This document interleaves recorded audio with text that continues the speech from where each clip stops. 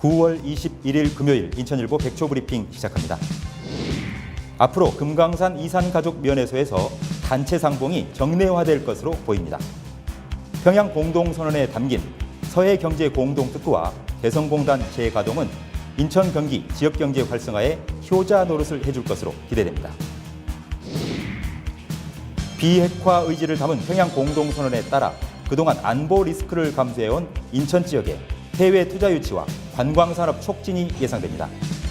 인천시는 강화 교동평화산업단지 조성을 위한 기본조사에 착수하기로 했습니다. 경기도의 비무장지대, DMZ, 파주, 연천, 생태평화관광지구 조성 구상도 탄력을 받고 있습니다. 양주, 동두천, 포천, 세 개 도시는 세계적 패션 거점으로 거듭나기 위한 특구로 지정됐습니다. 인천 북부권 종합발전 계획이 2020년까지 수립됩니다. 경인 아라뱃길 북측의 난개발을 막고 지속가능한 도시 성장을 유도하는 방향이 뼈대입니다. 경기도가 2022년까지 공공임대주택 20만 호를 공급하기로 했습니다.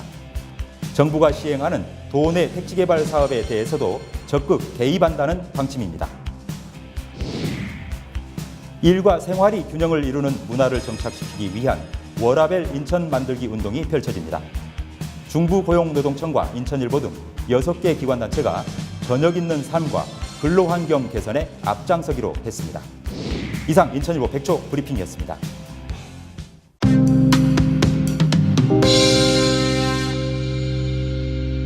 여러분 안녕하십니까? 9월 21일 금요일 인천일보 TV 뉴스입니다. 먼저 오늘 아침 인천일보 지면에 실린 주요 기사 브리핑해 드리겠습니다. 오늘의 인천일보로 문을 엽니다. 우선 사면, 종합면, 그리고 7면, 경제면을 보시겠습니다. 제3차 남북정상회담이 성공적으로 마쳐졌는데요. 남북정상회담 결과 그리고 후속 조치에 대한 기사들이 주요 지면을 장식하고 있습니다. 앞으로 금강산에 설치될 이산가족면회소에서 이 단체 상봉이 정례적으로 이루어질 것으로 전망된다는 보도 비중 있게 다루고 있습니다. 지금 현재 금강산에는 이산가족면회소가 설치가 되어 있는데요. 이 보수 작업이 본격화될 예정이라고 합니다. 그렇게 되면 과거에는 일회성으로 진행됐었는데 앞으로는 단체 상봉을 정례적으로 진행하는 방식으로 될 것이다라는 내용 싣고 있습니다. 그런가 하면 김정은 북한 국무위원장이 문재인 대통령의 방북 선물로 송이버섯 2톤을 보내왔다고 청와대가 밝혔다는 내용도 같이 다루고 있고요. 이 청와대가 이번 남북 정상회담 결과에 대해서 관련국 모두의 지지를 받는 새로운 프로세스가 진행되고 있는 것으로 판단한다라고 긍정적으로 평가하는 내용도 함께 다루고 있습니다. 실명 경제면 기사 보시죠. 집중적으로 좀 기획 보도를 했는데요. 남과 북이 이번에 이 손을 맞잡고 발표한 평양 공동선언, 한반도의 항구적인 평화와 함께 경제 번영을 가져다주는 이정표가 될 것이다 라고 전망을 하면서 이번 선언문에 담긴 서해 경제 공동특구와 개성공단 재가동 그리고 공동 오로구역 지정 등이 바로 인천과 경기 지역 경제에 상당한 긍정적 영향을 줄 것이다. 이런 시너지로 받아들여진다. 이렇게 자세히 분석을 하고 있습니다. 네, 이어서 이번엔 인천판 1면과 2면 종합면 기사 보시겠습니다. 역시 남북 정상회담에 대한 후속 조치 그리고 반응들에 대한 보도를 다루고 있습니다. 이 비핵화 의지를 담은 평양 공동선언이 그동안 안보 리스크를 묵묵히 감수해왔던 인천 지역의 해외 투자 유치 그리고 관광산업 활성화에 큰 효자 노릇을 할 것이다. 이렇게 기대감을 피력하고 있습니다. 인천시는 현재 그 중국 사드 문제로 중국에 있는 자본이 인천에 유입되지 않고 있는데 이 비핵화가 실현된다면 국내에 사드가 존재할 필요가 없게 되기 때문에 중국 쪽의 투자가 왕성해질 것이다. 이렇게 기대감을 피력했다는 내용 담고 있습니다. 그런가 하면 인천시는 이번 공동선언의 후속 조치 일환으로 강화군 교동대에 교동평화산업단지를 조성하기 위한 기본조사에 본격적으로 착수했다는 내용도 함께 싣고 있고요. 이번에 문 대통령이 이 평양 방문 도중에 북한의 대표적 미술품 창작 기관인 만수대 창작사를 찾았었죠. 여기에서 평양성을 언급했었는데 이 언급했던 평양성의 그 병풍 그림이 인천에 있는 송암미술관에 소장되어 있는 보물이기도 하다. 이런 내용도 까십거리로 다루고 있습니다. 자, 그렇다면 이번엔 경기도로 넘어가 보겠습니다. 경기도에서는 이번 남북 정상회담 성과에 대해서 어떻게 판단하고 어떤 비전을 제시하고 있을까요? 경기판 3면 종합면 그리고 8면 경기 메트로면에 기사가 자세히 다뤄지고 있습니다. 이 경기도에서는 비무장지대 즉 DMZ의 파주, 번역과 연천 이 두 개 권역에 걸쳐서 생태평화 관광지구를 조성하는 계획을 추진하고 있는데요. 이 조성 구상이 탄력을 받을 것이다 이렇게 전망을 하고 있습니다. 경기도는 전액 도비를 들여서 이 파주 권역과 연천 권역에 각각 DMZ 생태평화 관광지구를 조성한다는 계획인데요. 바로 오는 2020년 착공한다는 계획인데 이 계획에 속도가 붙을 것이다 라는 그런 전망입니다. 같은 삼면에는 경기도의회 더불어민주당 대표단이 이번 평양선언 그리고 판문점 선언의 국회 비준을 촉구하는 의견, 논평을 냈다는 내용도 싣고 있고요.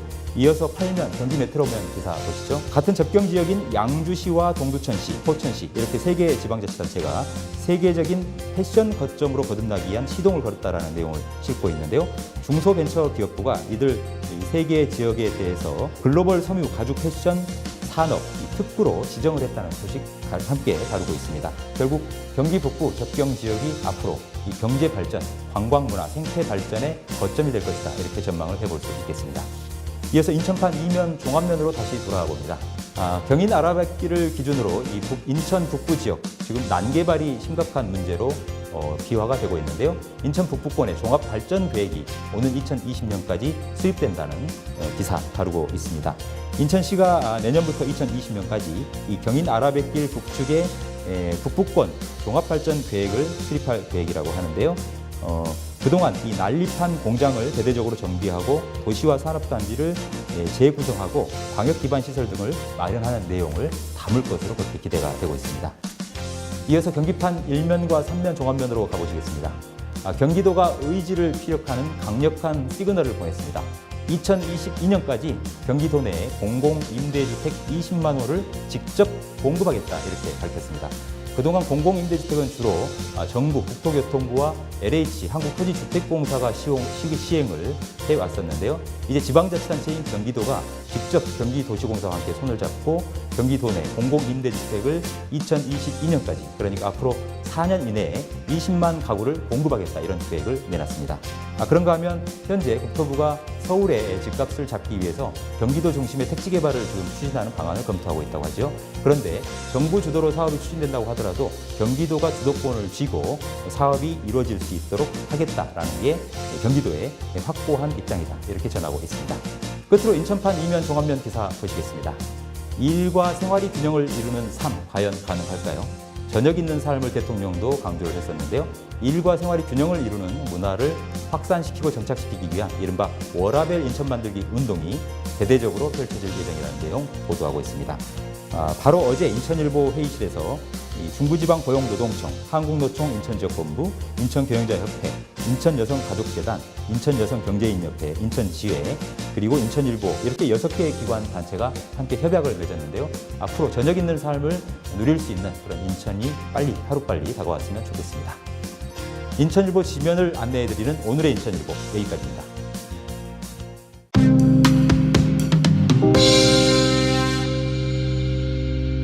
이슈 토파보기 시간입니다.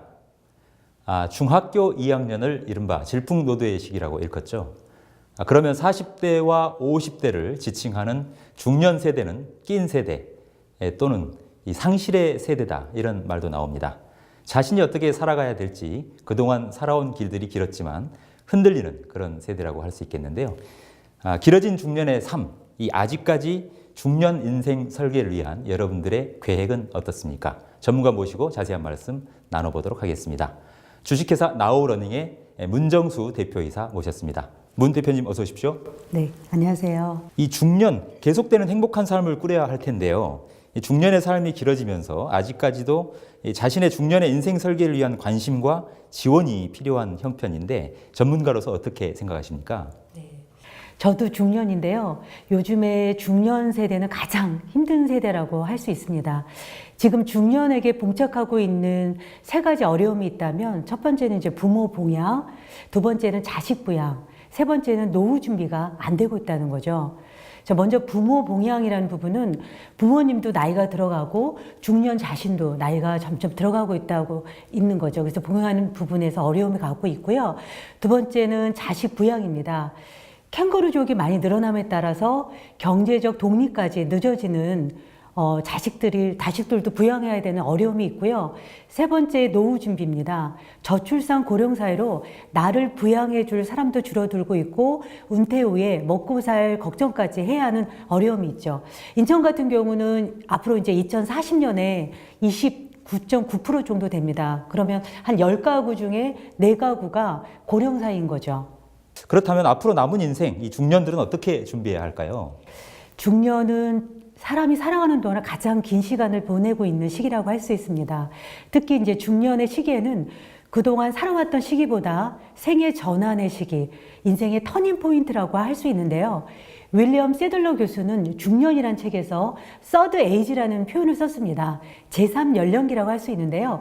40대에서 70대 그러니까 전환기를 잘 보낼 수 있어야 성공적인 노화를 잘 맞이할 수 있다라는 부분을 강조하겠습니다.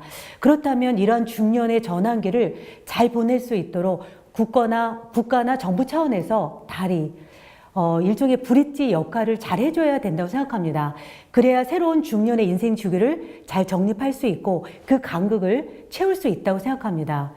자, 개인에게는 그동안의 경험과 경륜과 이력을 충분히 활용할 수 있도록 또 개인의 역량을 잘 높일 수 있도록 도움을 줄 수 있도록 하는 게 굉장히 중요하다고 생각합니다. 그렇다면 중년을 맞은 이 개인들, 자신의 경력과 또 역량을 향상시키기 위해서는 어떤 것들을 지원해 줘야 할까요?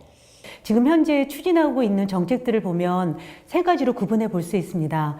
첫 번째, 이제 고용노동부에서는 일자리 정책을 하고 있고요. 보건복지부에서는 복지정책, 교육부에서는 이제 평생교육 정책으로 나눠 볼 수 있는데 정리해 보면 두 가지, 일자리와 사회공헌이라는 키워드로 정리해 볼 수 있습니다. 앞으로 정부는 큰 그림을 가지고 마스터 플랜으로 지역 차원에서는 다양한 정책과 사업들을 잘 반영될 수 있도록 실천 방안들이 모색되는 게 굉장히 중요합니다. 올해에 이어서도 내년에 더 많은 예산과 지원 정책이 마련된다고 하는데요. 중년을 위한 종합적이고 통합적인 지원 시스템의 마련이 필요합니다. 지역 차원에서 행복한 중년을 위한 일자리와 복지와 평생학습, 세 가지의 골든 트라이앵글을 가지고 협치와 협업을 함께 한다면 개인의 경력과 인생의 또 역량을 보다 높일 수 있도록 언제 어디서나 누구나 원하는 중년의 맞춤형 원스톱 서비스가 가동될 수 있고 또 효율적인 지원 방법들이 구체적으로 실현되기를 좀 바라고 있습니다. 네. 그러면 조금 더 구체적으로 들어가서요. 이 개인의 측면에서는 중년을 맞이하면서 인생 3막을 이제 준비해야 될 텐데요. 무엇을 어떻게 준비해 가는 게 슬기로울까요? 중년의 설계는 아이들 진로 설계만큼 그 이상으로 굉장히 중요한 부분이고 필요하다고 생각합니다. 자신이 그동안 살아온 삶을 다시 되돌아보면 앞으로 내가 하고 싶었던 일도 있을 거고요. 또 그것이 새로운 일일 수도 있고 또 사회에 공헌한 일도 될 수 있을 겁니다. 다시 새로운 비상을 하는 시기라고 생각합니다. 중년의 장점은 풍부한 경륜과 지혜가 많은 것이 장점이라 할 수 있는데요. 그러나 빠르게 변화하고 있는 불확실한 시대에 살고 있는 변화의 속도가 더 빠르게 느끼게 되면 우리 이제 위기를 맞이하는 것처럼 지금까지의 그런 학습도 중요하지만 앞으로 언러닝, 폐기학습이죠. 새로운 지식을 받아들이고 업그레이드 할 수 있는 그런 중요성이 많이 커지고 있습니다. 어쩌면 기존의 자기 지식을 파괴하고 새로운 지식을 받아들일 수 있는 유연한 사고가 필요할 것이라고 생각합니다. 그리고 중년의 삶은 또 건강하고 긍정적으로 자기 자신을 인정하고 연습하는 그런 게 굉장히 필요한데요. 스스로 자신만의 차별화하는 스토리와 경험을 최대한 강점을 살린다면 새로운 일에 도전하는 그런 부분에서 좀 추천을 드립니다. 그리고 또한 누구와 함께 하느냐가 되게 상당히 중요하는데요. 가족 간의, 세대 간의, 사람들 간의 소통과 공감이 굉장히 중요합니다. 네, 그렇군요.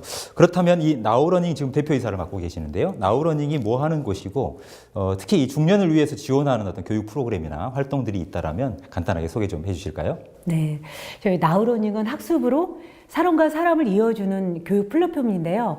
주로 교육 컨설팅을 주로 하는 일을 하고 있습니다. 저희 기관의 장점은 생애 설계를 돕고 학습으로 일자료를 연계해주고 또 실제적인 취업교육과 또 지역 사회공헌, 자원활동가를 양성하는 데 도움을 줄 수 있도록 다양한 교육과 컨설팅을 주로 많이 하고 있습니다. 개인의 삶을 보면 모두 다 휴먼 라이브러리입니다. 바로 도서관인 거죠. 각자의 스토리, 차별화된 스토리를 잘 부각해서 사이에 무언가 새로운 인생 상막의 활기찬 인생을 살아가는데 도움을 줄 수 있도록 다양한 교육 콘텐츠와 창조적인 작업을 통해서 현장에서 이제 땀을 흘리고 있습니다. 여러분의 많은 관심과 참여를 함께 해주신다면 너무 좋을 것 같습니다. 네, 대표님께서는 따로 자신의 이 중년 삶을 관리하는 자신만의 비법 또는 어떤 방향성이 있는지요? 이제 사람들이 되게 좋게 봐주시는데요. 나이에 비해서 좀 젊어 보인다는 얘기를 합니다. 이를 통해서 젊어지는 그런 것 같습니다. 또 이 세상을 살아가는 데서 굉장히 중요한 부분이 있는데요. 현장에서 제가 배운 것을 실천되는 이런 부분에서 빛이 나는 그런 가운데 제 자신이 계속 도전해보고 사람들과 만나고 또 그런 과정 속에서 젊어지는 그런 지름길이 있지 않나 하는 그런 생각이 듭니다. 네, 그렇군요. 끝으로 대표님께서 생각하는 이 중년의 멋진 삶은 어떤 삶입니까? 네. 그동안에 원했건 원하지 않았건 중년이 이제 다 이렇게 되셨습니다. 인생을 보면 저희가 사계절로 표현할 수가 있는데요. 배움, 채움, 나눔, 비움이라고 할 수 있습니다. 중년은 이 네 가지 중에서 나눔과 비움의 시기가 아닌가 생각합니다. 내가 그동안에 하고 싶었던 일, 그리고 새롭게 시작하는 일을 또 나누고, 그리고 그동안에 내가 버려야 할 일들을 조금 더 정리해 본다면 좀 더 스스로 생각해 볼 수 있는 아름다운 중년의 그런 시간이 많았으면 합니다. 네, 잘 알겠습니다. 누구든지 이 멋진 중년의 삶을 누리고 또 살고 싶겠죠. 예, 아까 말씀하셨던 나눔과 비움의 세대다. 이런 부분들이 참 울림이 있는 말씀 같습니다. 오늘 좋은 얘기해 주셔서 대단히 고맙습니다. 네, 감사합니다. 네, 흔들리는 중년 그리고 계속되는 행복한 중년의 삶을 설계하고 집행하기 위해서는 우리가 무엇을 어떻게 준비해야 되는지 전문가 모시고 한번 짚어봤습니다. 문정수 나우러닝 대표이사와 말씀 나눴습니다.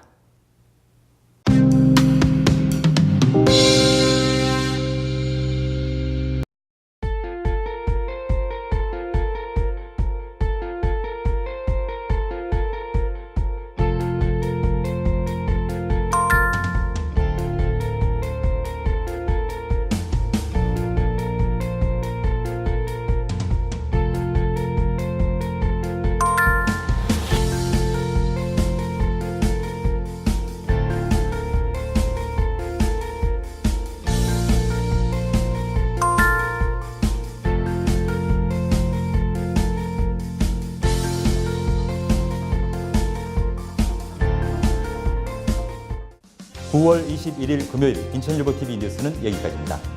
저희는 더욱 풍성한 소식으로 다음 주 월요일 아침 찾아뵙겠습니다. 감사합니다.